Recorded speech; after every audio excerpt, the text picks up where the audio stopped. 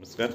RS प्रारंभिक परीक्षा 16 और 18 का पेपर जो है उसमें कहाँ कहाँ फोकस किया गया है ये मैं बताने जा रहा हूँ। ध्यान से सुनिएगा और प्रारंभिक परीक्षा के लिए उचित रणनीति के साथ में कैसे पढ़ें उसमें ये वीडियो बहुत हेल्प करेगा। तो देखो, मेरे सामने पेपर है और मैं आपको हमेशा कहता हूँ कि जो सभ्यताएं हैं वो अच्छे तरीके से पता होनी चाहिए। पता होना चाहिए कौन सी सभ्यताएं जो है महाभारतकालीन है, कौन सी ताम्रयुगीन है, कौन से सभ्यताएं हैं जो लौह युगीन है। तो उन सभ्यताओं की एक लिस्ट बना लो, तो सभ्यताएं बहुत अच्छे तरीके से आपको आनी चाहिए।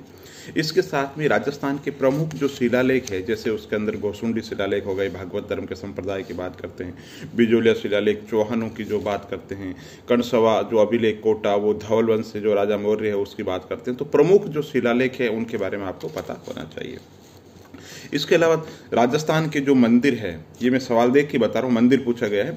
तो मंदिर के अंदर जैसे गुर्जर प्रतिहार कालीन जो मंदिर है वो कहाँ पे है, महामारू कालीन जो मंदिर है शैली के मंदिर कहाँ है, भूमिज शैली के जो मंदिर कहाँ पे है, तो वो लिस्ट दे रखी है, उस लिस्ट को ध्यान से देखिए। इसके अलावा प्रमुख जो राजा है ना, जिन किसी राजा को पढ़ो प्रमुख राजा, तो उसके दरबार के अंदर कौन थे। तो जैसे मान लो कभी महाराणा कुंभा से संबंधित पूछ लिया जाता है, कभी अनूप सिंह जी से संबंधित, भाव भट्ट उनके दरबार में रहते थे उनसे संबंधित पूछ लिया जाता था। इसके अलावा संगीत से ग्रंथ संबंधित जो ग्रंथ है वो पूछ लिया जाता है ना, कि रागमाला किसने लिखा, संगीत राज किसने लिखा, कल्पद्रुम किसने लिखा, राग चंद्रिका किसने लिखी। तो जैसे राग कल्पद्रुम कृष्णानंद व्यास ने लिखा, संगीत राज संगीत ग्रंथ संगीत मीमांसा ये पंडित भाव भट्ट ने लिखे थे, रागमाला जो पुंडरीक विठल ने लिखी। तो ये जो सवाल है, इसके अलावा ख्याल से संबंधित जो लोकनाट्य है उनसे संबंधित सीधा सवाल पूछा जाता है, प्रवर्तन किसने किया। इसके अलावा किसान आंदोलन आने चाहिए, प्रमुख उनका जो नेतृत्व है वो किसने किया आना चाहिए।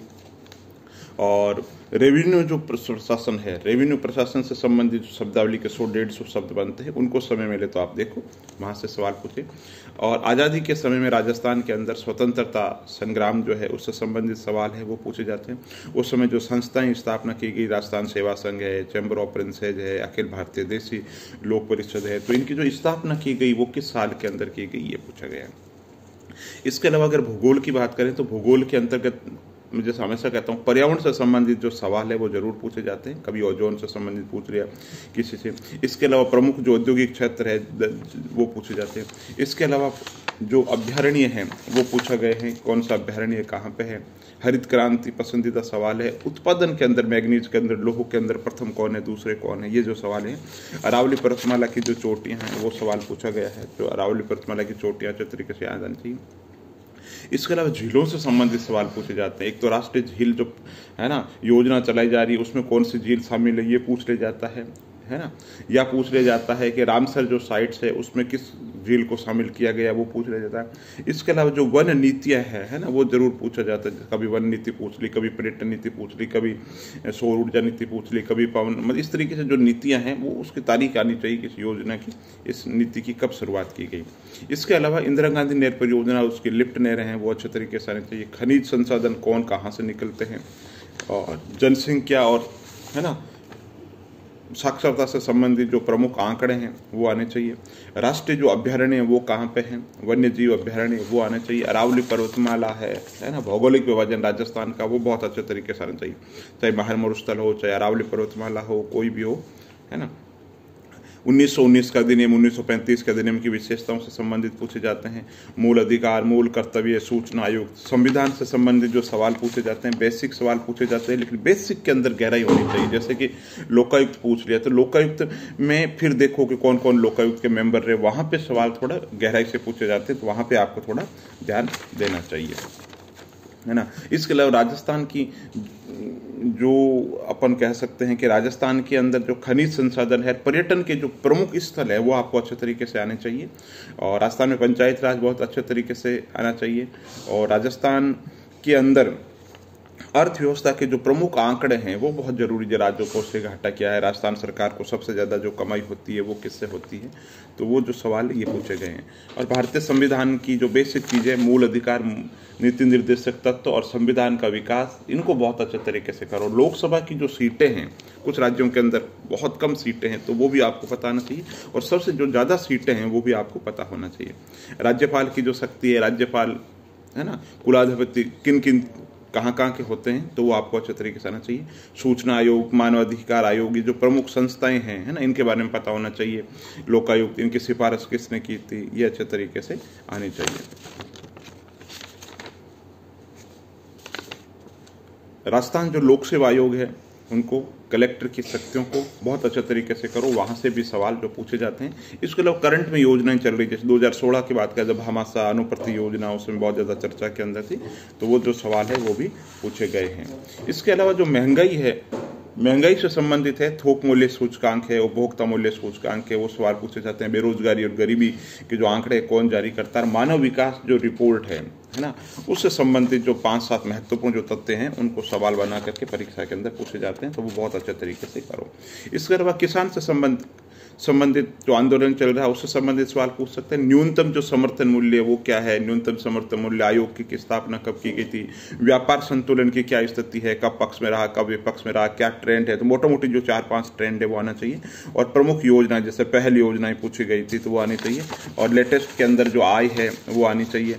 इसके अलावा थोक मूल्य सूचकांक क्या है, उपभोक्ता मूल्य सूचकांक क्या है, 12वीं पंचवर्षीय योजना में सबसे ज़्यादा जो जोर है वो किस पे दिया गया, राजस्थान सरकार की शिक्षा और स्वास्थ्य से संबंधित लेटेस्ट योजना कौन कौन सी है, और जनसंख्या के प्रमुख आंकड़े, विशेष रूप से अगर बात करूँ तो लिंगानुपात से संबंधित जो सवाल है वो पूछा गया है। इसके अलावा राजस्थान सरकार की ऐसी बहुत सी योजना है जिनमें जापान सहायता कर रहा है, कोई बहुत बड़ा ग्रुप टाटा ग्रुप सहायता कर रहा है, जर्मन सरकार सहायता कर रही है, तो वो योजनाएं लेटेस्ट वाले आपको अच्छे तरीके से पता होना चाहिए। और जो राजस्थान सरकार की फ्लैगशिप योजनाएं हैं उनकी जो कोर पॉइंट है, 4 या 5 पॉइंट है ना, वो आपको जरूर अच्छे तरीके से पता होना चाहिए। योजनाओं पे कम से कम 6-7 सवाल पूछे जा रहे हैं, 17-18 में पूछे गए हैं उसमें, और 16 में भी पूछे गए हैं। ठीक है, फिर अगर साइंस की बात करें तो साइंस पे, ट्रेडिशनल साइंस पे ज़्यादा फोकस नहीं किया गया। DRDO हो गया, उससे संबंधित सवाल पूछ लिया।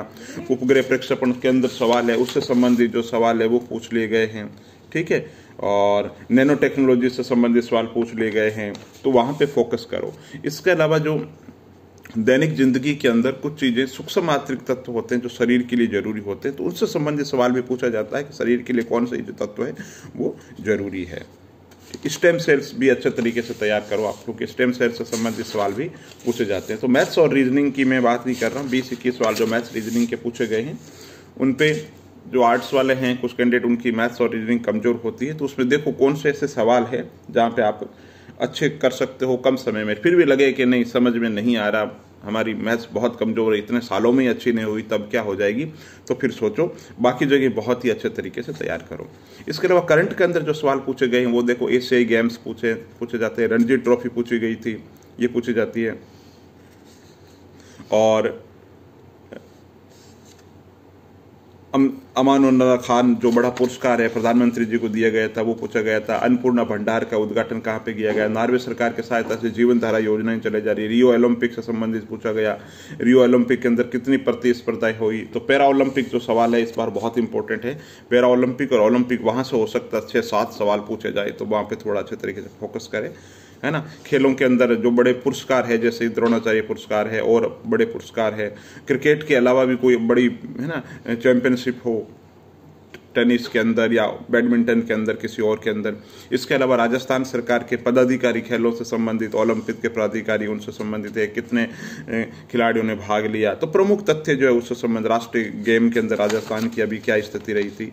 और इसके अलावा साहित्य से संबंधित जो सवाल है ना, प्राचीन जो काल के अंदर साहित्य जो बहुत महत्वपूर्ण जो ग्रंथ हैं जो लिखे गए हैं उनके बारे में आपको पता होना चाहिए।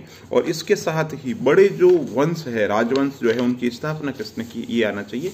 तो ये 150 सवाल का मोटा मोटे मैंने आपको ट्रेंड एनालिसिस किया। ये 16 का पेपर है, लगभग इसी तरीके का पेपर 18 का था और इसी तरीके से पेपर 21 के अंदर बनना। तो मोटा मोटी आपकी तस्वीर बन गई है कि प्रारंभिक परीक्षा में सवाल कैसे पूछे जाएंगे और कौन से पोर्शन है जो आपको अच्छे तरीके से करने हैं। धन्यवाद।